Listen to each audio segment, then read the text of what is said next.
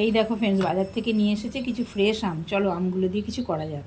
তার জন্য প্রথমেই আমি আমগুলোকে কেটে ধুয়ে নিয়ে আসি। আমগুলো ধোয়া কাটা হয়ে গেছে, এবার একটু রোদ খাইয়ে নেব।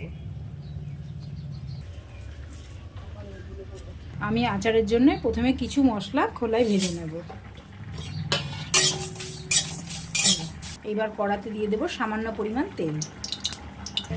তেল গরম হয়ে গেছে, এবার তেলের মধ্যে দিয়ে দেবো কিছুটা পাঁচফোড়ন। পাঁচফোড়ন ভাজা হয়ে গেছে, এবার আমি কেটে রাখা আমগুলো দিয়ে দেবো।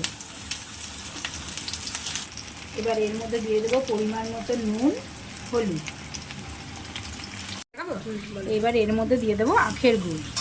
গুড় দেওয়া হয়ে গেছে, এবার এটাকে আমি ভালো করে নেড়ে দেবো। এই দেখো আমার আচারটা প্রায় হয়ে এসেছে। এইবার আমি দিয়ে দেবো আগে থেকে করে রাখা এই ভাজা মশলাটা।